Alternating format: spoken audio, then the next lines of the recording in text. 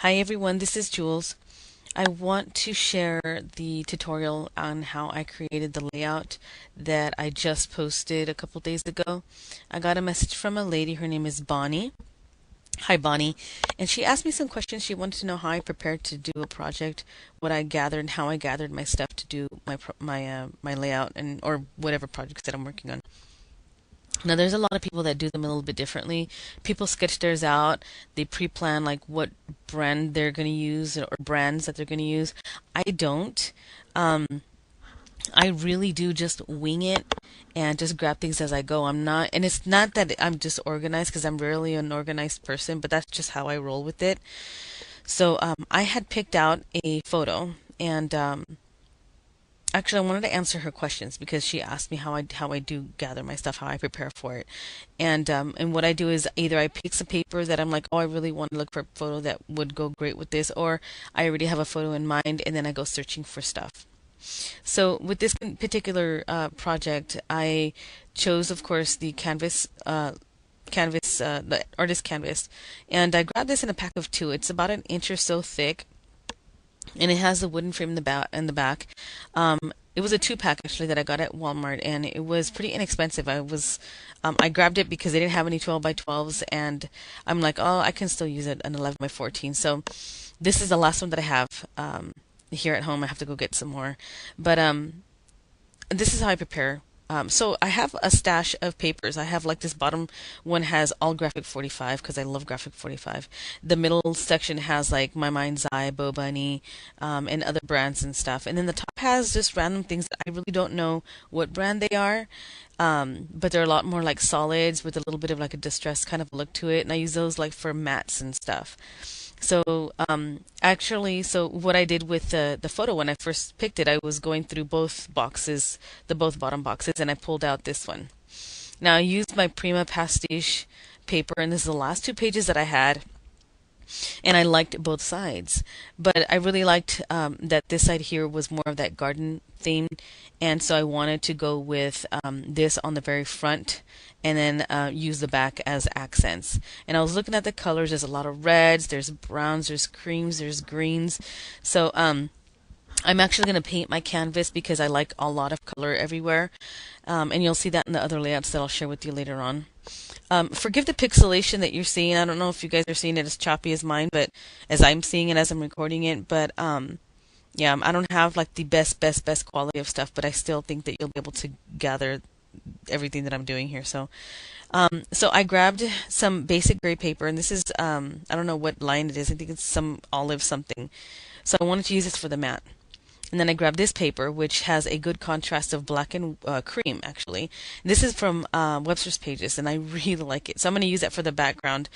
Um, so here I have some Making Memories paint, acrylic paint, and I just grabbed a few colors that I think that I might want to use on the canvas. So I kind of had that orange one in mind, but I'm like, it might be too dark because I knew that I wanted to accent with something dark already looking at it because that just pops. So I decided to go with the green. And if you guys have any questions as far as like what brands or if I don't say them, let me know. I'll be happy to answer your questions. So what I do is normally I paint the entire edge and cover the staples and stuff, and I go about an inch to an inch and a half on the actual front side. So I just go all the way around it, and I took the heat gun and I dried it with the heat gun because I'm impatient like that.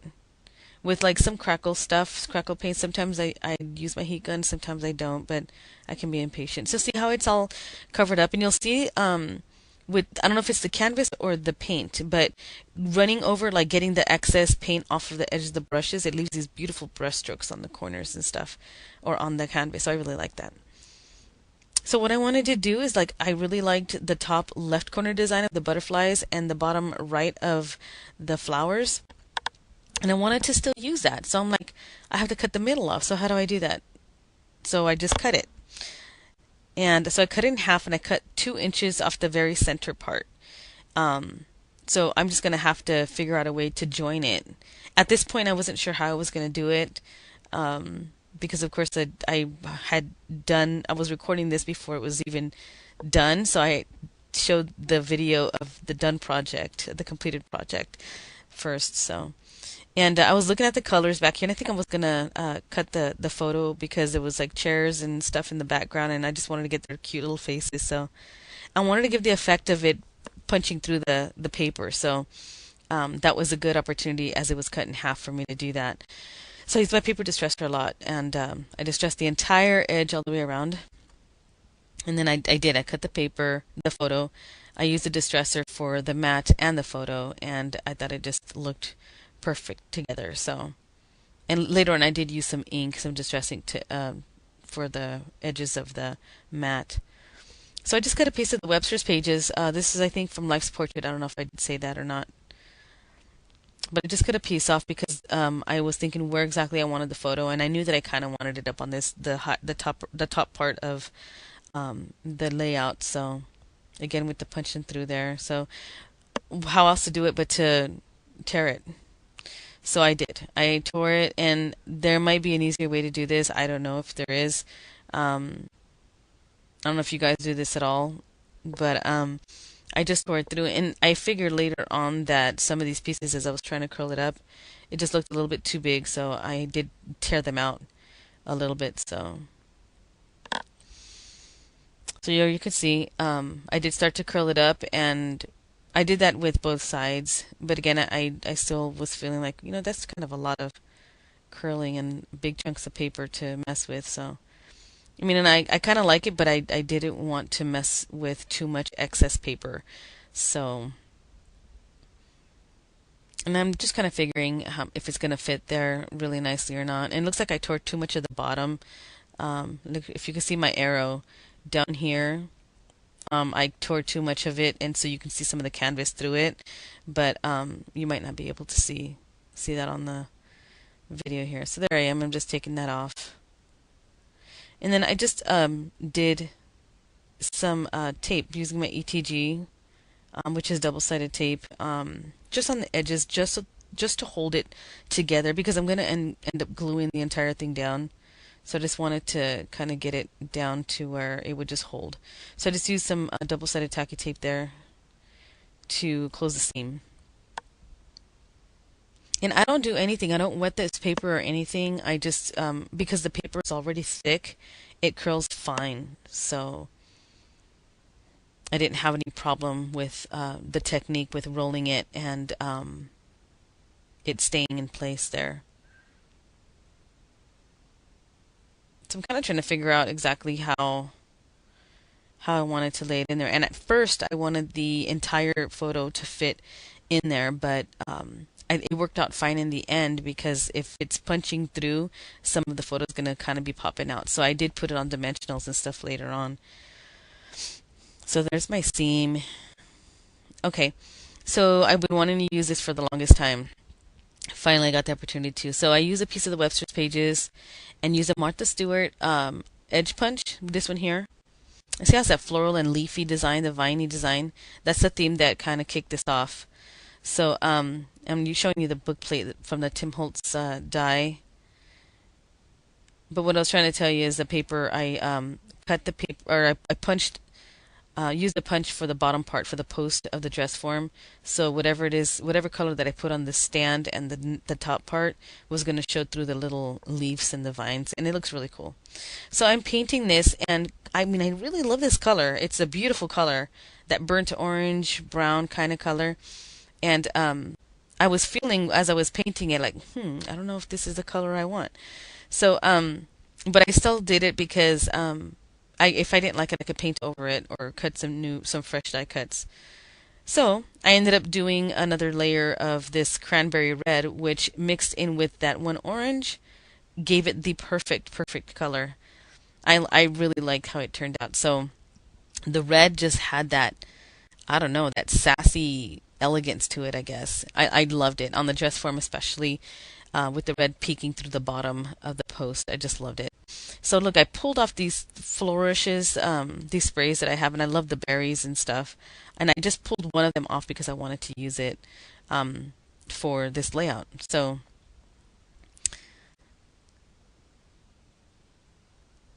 I wanted it to have like this vine, like creeping up and around the photo look. So, and I think I shared that in a haul not too long ago. So, this is kind of how I apply this. I don't know. This is messy, but I don't know. It worked for me. Yeah, I squirt all this glue on there, and then and then I lay the paper down, and it squishes through. Sometimes the glue does, but no big deal. So there's the little vines and the leaves, and I love the red popping through that. It's so pretty. So I'm just gonna add some distress ink to kind of give it a border, I guess, just to enhance the already distressed look that the paper has with the design, but with etching the sides and stuff, and inking it looked really good. So there I used, I think, walnut stain for the edge, and I wanted to pop it up on some dimensionals, so I used chipboard a lot to use as dimensionals. It's a little heavy, but to me it feels more secure, and I like it. So I had some double-sided sticky tape, and I just kind of put it together like I was collecting, paper or magazines on your table or whatever.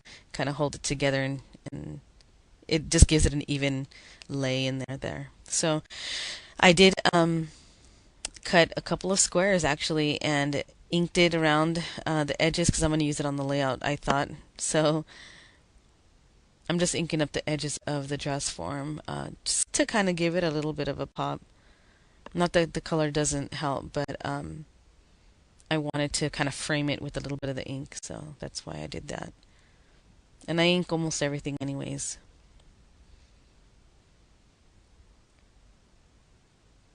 Now I did use, I cut out one of the circles, and I inked it around the edges, and I wanted to use those somewhere in the layout too, because I just love the design. I wanted to share it not only just in the very center part, but also on the edges or somewhere.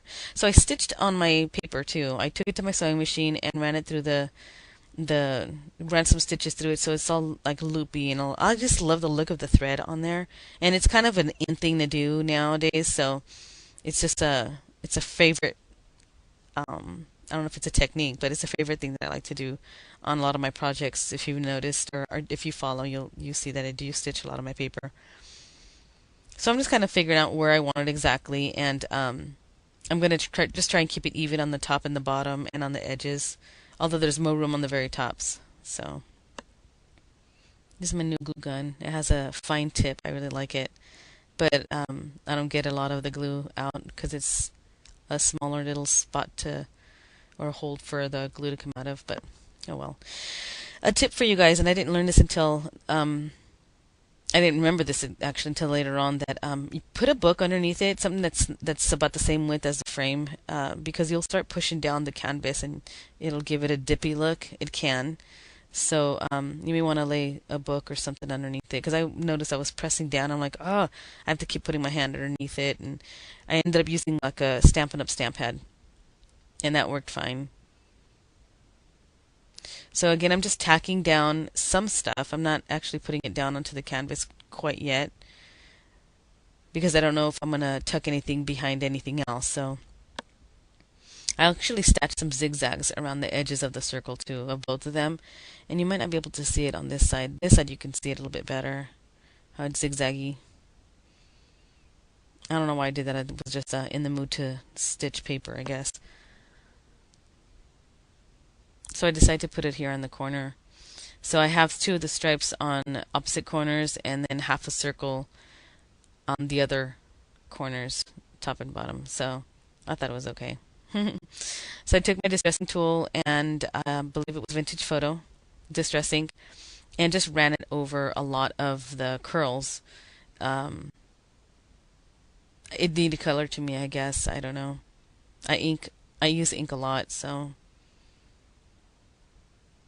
And I don't really like the I guess the white of the core, so I tone it down because I don't like things stark white. I do tend to go with creams and stuff more than anything.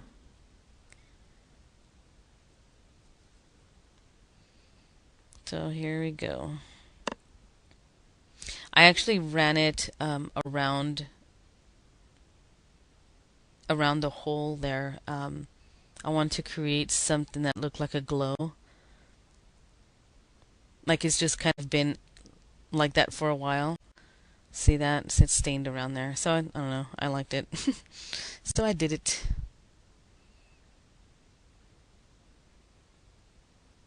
I did also take the distressing tool with, I think it was walnut stain distressing, and I just lightly ran it around the edges of the canvas itself to give it, again, the distressed look.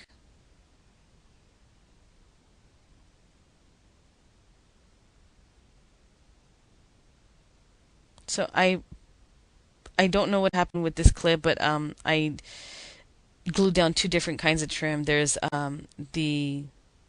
the red one there with the green, and then this crocheted part for the bottom.